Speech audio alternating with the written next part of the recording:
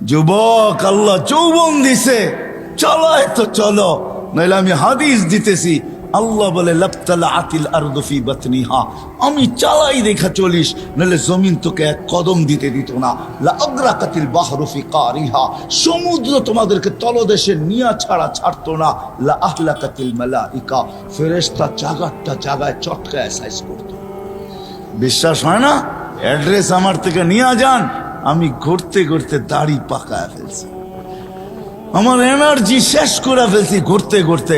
এগুলা সব আমার চোখে দেখা আছে। জান জান, কোরআনে যত জাতির ধ্বংসের কথা আছে অধিকাংশ একটা আটটা হবে, হিসাব করলে বাকি আল্লাহ আমাকে চোখে দেখায় দিচ্ছে। আমি চোখে দেখা এসে আপনাদেরকে বলতেছি।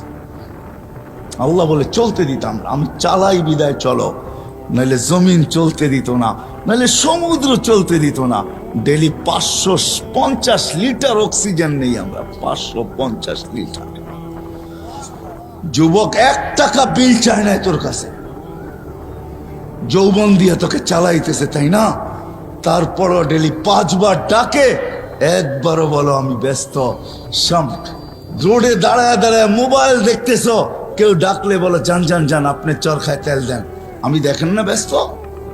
হায় হায় হায়, আমার মনে আছে, রাগ হয় না, আমার মনে আছে, আমি সত্য কাহিনী বলতেছি।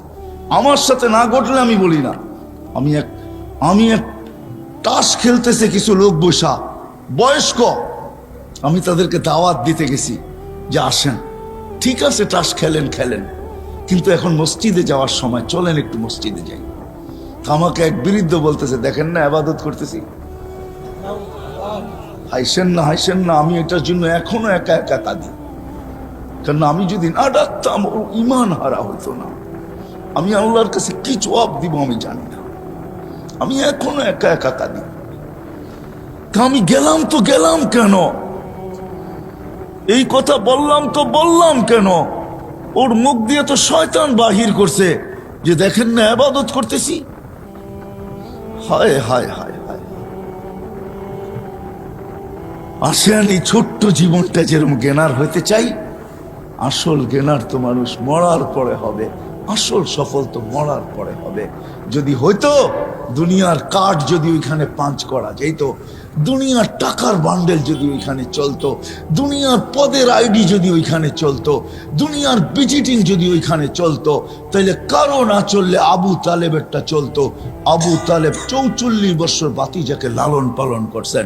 ওই আবু তালেব যা শিরা উপশিরায় মোহাম্মদুর রসুল্লাহ রক্ত দৌড়াইতেছেন, এই রসুলের রক্ত যে পান করছে, তাও দূষিত রক্ত, পচা রক্ত, তাকে আল্লাহ রসুল জান্নাতে সুসংবাদ দিছেন, বলছে তোর শরীর আর জাহান্নামে যাবে না।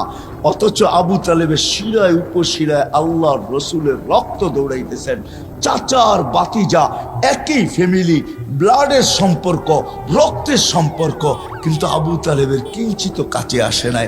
শুধু আল্লাহ রসুলের চোখের পানি ঝরছে আর বলছে, আম্মি, চাচা, মা তারাক্তালি সাবিলা, তুই আমার জন্য কোনো রাস্তা রাইখা গেলি না, আমাদেরও কাজে দিবেন। আসেন ভাবি যে ওইখানে জ্ঞানার হব কি দিয়া। ওইখানে জ্ঞানার হওয়ার ঘোষণা আল্লাহ দিয়া দিছেন, ওমান ইয়াবতাগি গায়রাল ইসলামি দীনান ফালা ইউকবালা মিন ওয়া হুয়া ফিল আখিরাতি মিনাল খাসিরিন। দিন ছাড়া ওইখানে সফলতা অর্জন করা যাবে না, না না না না।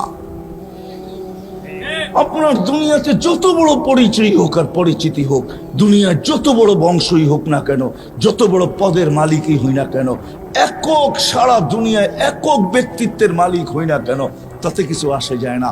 কবির কথাই সত্য, মিলে খাক মে আহলে শাহ कैसे कैसे, जमी खा गई नौजवां कैसे कैसे, अजल ने न छोड़ा किसरा न दारा, उसी से सिकंदर से फाते भी दिहारा, हर एक लेके क्या किया हसरत सुधारा, पड़ा रह गया यही ठाट सारा। এটি সত্য, ইশাখার রাজধানী আছে, ইশাখা নাই। আপনিও থাকবেন না, আমিও থাকবো না, চলে যাবো ওই আখেরাতে, চলে যাবো ওই আখেরাতে। জ্ঞানার হইতে হবে ওইখানে। ওইখানে জ্ঞানার হওয়ার জন্য বংশের দরকার নাই, ওইখানে জ্ঞানার হওয়ার জন্য বংশের দরকার নাই, ওইখানে গেনার হওয়ার জন্য সোসাইটির দরকার নাই, ওইখানে গেনার হওয়ার জন্য দুনিয়ার কিচ্ছু জিনিসের দরকার নাই। যদি দরকার হইতো তাহলে বেলাল কোনোদিন গেনার হইতো না। বেলাল কোনোদিন গেনার হইতো না, বেলাল কোনোদিন সফলতা অর্জন করতে পারতো না। হায় হায়, রাবেয়া বসরি কোনোদিন সফলতা অর্জন করতে পারতো না।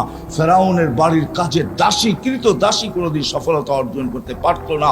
হায় হায়, দুনিয়ার ওই মানুষগুলার কাহিনী যাদের ইতিহাসের পাতায় এখনো লেখা আছে, বেশিরভাগ দরিদ্র মানুষগুলা, গরিব মানুষগুলা, যাদের দুনিয়াতে কিচ্ছু ছিল না, ওরা কোনোদিন গেনার হতে পারতো না, আর ওদের ইতিহাসের পাতায় ওদের নাম লেখাও হতো না।